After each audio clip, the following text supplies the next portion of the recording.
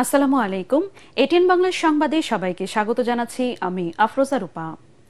আজ থেকে সারা দেশে শুরু হয়েছে এইচএসসি ও সমমানের পরীক্ষা। কোভিড ও ডেঙ্গুর শঙ্কার মধ্যে দেশের 11টি শিক্ষা বোর্ডের 12,51,111 শিক্ষার্থী অংশ নিয়েছে। সকাল 10টায় বাংলা প্রথম পত্রের মাধ্যমে পরীক্ষা শুরু হয়। প্রথম দিন থেকে কেন্দ্রগুলোতে সুষ্ঠু পরিবেশ বিরাজ করছে। আইনশৃঙ্খলা বাহিনী, শিক্ষা প্রশাসন ও সংশ্লিষ্ট সবার সমন্বিত প্রচেষ্টায় পরীক্ষার সুশৃঙ্খল পরিবেশ নিশ্চিতের কাজ চলছে। এবার 9 শিক্ষা বোর্ড, মাদ্রাসা ও কারিগরি শিক্ষা বোর্ডের অধীনে 6,18,015 জন ছাত্র এবং 6,33,096 জন ছাত্রী অংশ নিয়েছে।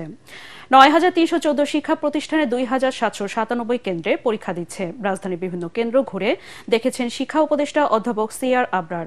এ সময় সাংবাদিকদের তিনি বলেন, অতীতের প্রশ্নপত্র ফাঁসের অভিজ্ঞতাকে কাজে লাগিয়ে ভালোভাবে সব পরীক্ষা সম্পন্ন করার আশা করছেন তারা। পরীক্ষা শেষ হলে দ্রুততম সময়ের মধ্যে ফল প্রকাশের আশাবাদ জানান তিনি।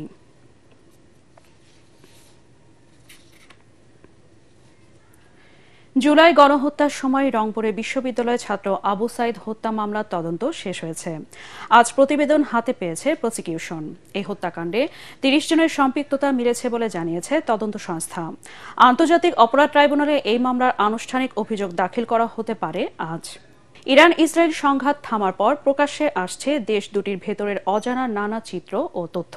নিজেদের পক্ষে বিপক্ষে পাল্টাপাল্টি নানা দাবিও করছে তেহরান ও তেল আবিব।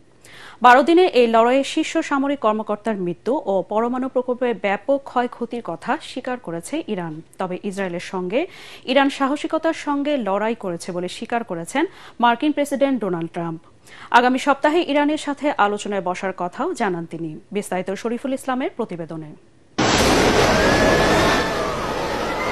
ইরানের পরমাণু স্থাপনায় হামলার জেরে মধ্যপ্রাচ্যে মার্কিন সামরিক ঘাঁটিতে রোববার সফল অভিযানের মধ্য দিয়ে সমাপ্তি হয় তেহরানের অপারেশন ট্রু প্রমিস 3।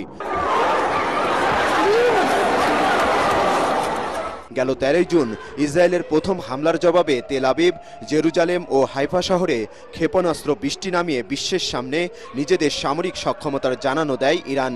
ইসরায়েলের আকাশে সর্বাধুনিক প্রযুক্তির বাহারি সব নামের ক্ষেপণাস্ত্রের চমক উত্তেজনার সাথে হালকা বিনোদনও জুগিয়েছে মুসলিম বিশ্বকে। মার্কিন প্রেসিডেন্ট ডোনাল্ড ট্রাম্প সোমবার নাটকীয়ভাবে যুদ্ধবিরতির ঘোষণার পর এখন শান্ত দুদেশ। তবে প্রায় 2 সপ্তাহের এই লড়াইয়ে ইরান ও ইসরায়েলের ধ্বংসযজ্ঞ, নানা রহস্য ও তথ্য বেরিয়ে আসছে সবার সামনে। ইরানের হামলায় ইসরায়েলের রাজধানী তেল আবিব সহ কয়েকটি এলাকা এখন অনেকটা গাজার মতো ধ্বংসনগরী। ইসরায়েলি অনেক সেনা ও সাধারণ মানুষের হতাহত হওয়ার তথ্যও নিশ্চিত করেছে নেতানিয়াহু সরকার।